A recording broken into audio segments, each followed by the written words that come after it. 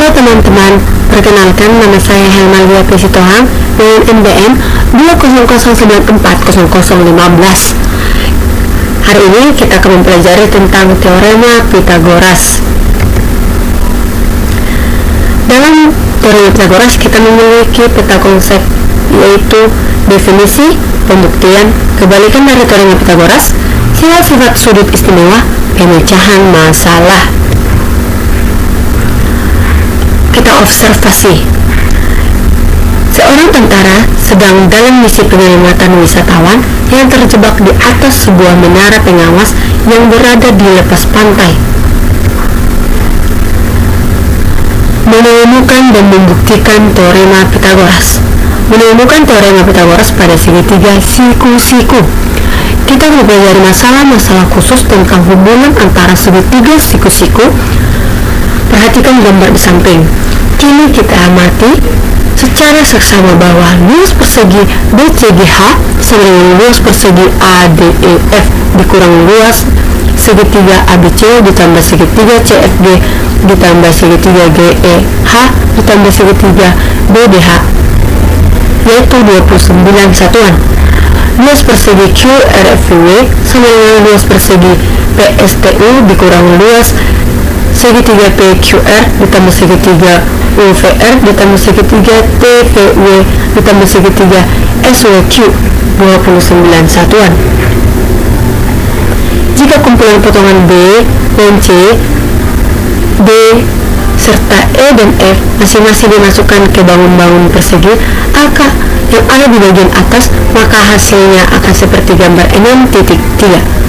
Selanjutnya, pindahkan potongan-potongan yang berada pada persegi-persegi yang ada di bagian kiri dan persegi yang ada di bagian bawah 6.3 A dan B ke persegi kosong yang terdapat pada bagian kanan atas, hingga diperoleh hasil seperti yang ditunjukkan pada gambar 6.5 seperti berikut ini.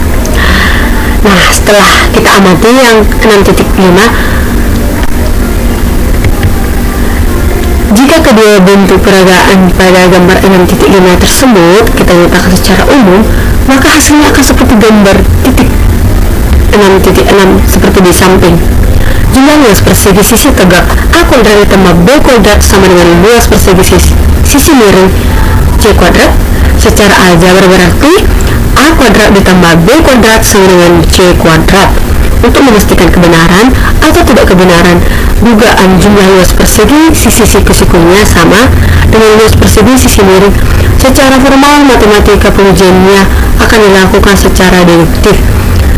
Kesimpulannya tersebut dikenal sebagai teorema Pythagoras pada segitiga siku-siku. Buktikan teorema Pythagoras secara deduktif. Yang pertama, pembuktian bahwa segi 4 yang ada di sisi miringnya EFGH berbentuk persegi. Perhatikan penalaran berikut. Segi 4 ABCD berbentuk persegi. Keempat, segitiga siku-siku yang berada di bagian pojoknya kongruent atau bentuk dan ukurannya sama. Jadi, kesimpulannya sudut G2 sama dengan 90 derajat. Terbukti bahwa sudut G2 siku-siku. Dengan cara yang sama akan terbukti pula sudut E2, sudut F2, dan sudut H2 juga sudut siku-siku. Jadi EFGH merupakan segi 4 yang berbentuk persegi. 2. Membuktikan kebenaran teorema Pythagoras secara deduktif. Perhatikan gambar 6.8. Segitiga ABC siku-siku. Pada panjang sisi A BC di depan sudut A, B, dan C berturut-turut adalah A, B, dan C, sehingga panjang sisi persegi ACGF, BCKL, dan ABDE berturut-turut adalah B, A, dan C.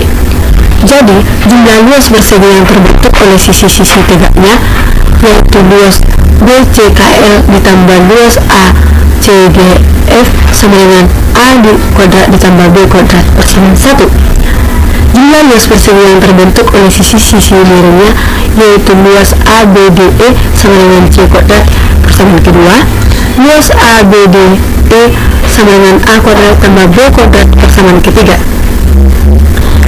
Pada segitiga siku-siku, jumlah luas persegi dibentuk oleh masing-masing sisi siku-sikunya sama dengan luas persegi yang dibentuk oleh sisi miringnya. Rumus yang ditandai dengan tanda petak di atas dikenal sebagai rumus Pythagoras. 3. Teknik penarikan akar kuadrat menurut Rudolf. Dengan teknik perhitungan Rudolf, bilangan yang ditarik akarnya dipisahkan dua angka dari belakang. Pengerjaan penarikan akar dimulai dari angka terdepan. Selain cara penarikan akar dengan teknik Rudolf, masih ada satu teknik lagi, yaitu teknik pengkuadratan dengan cara tepat. Teknik tersebut diperoleh dari identitas atau kesamaan aljabar. A kuadrat sama dengan A ditambah B dikali A dikurang B ditambah B kuadrat. Dengan menggunakan identitas aljabar tersebut, pengkuadratan suatu bilangan dapat dilakukan secara lebih cepat dan lebih mudah. Misalkan kita akan menghitung kuadrat dari bilangan 16 dan 65. Teknik pengkuadratan. 1. Letakkan di bagian tengah bilangan yang dikuadratkan, misalkan 16. Baru kita naikkan dan turunkan bilangan 16 tersebut ke bilangan perkalian yang ada selama seperti 10 dan 20. Jika 16 kita turunkan ke bilangan 10, berarti turun 6. Maka bilangan di sebelah kanan harus dinaikkan sehingga menjadi 22. Sebaliknya, jika kita memilih 16 dinaikkan, maka bilangan 20, maka bilangan di sebelah kiri harus diturunkan menjadi 12. Perhatikan kedua cara pengkuadratan bilangan tersebut. Diperoleh keduanya memberikan hasil yang sama juga, yakni 256. Dengan cara yang sama akan kita dapatkan bahwa 16 kuadrat ditambah sama dengan 256. Kita ke contoh soal. Hitunglah panjang sisi tegak segitiga di samping yang belum diketahui sisi panjang, sisi miring, dan salah satu sisi tegaknya. Pada suatu segitiga siku masing-masing adalah 16 dan 65 satuan. Kita jawab, misalkan panjang sisi tegak lainnya B dengan menggunakan teorema Pythagoras. A kuadrat ditambah B kuadrat sama dengan C kuadrat. Jadi akan kita dapat B kuadrat sama dengan C kuadrat dikurang A kuadrat. Jadi B kuadrat sama dengan akar kuadrat C dikurang A. Maka B sama dengan akar dari 65 kuadrat dikurang 16 kuadrat, B sama dengan 63.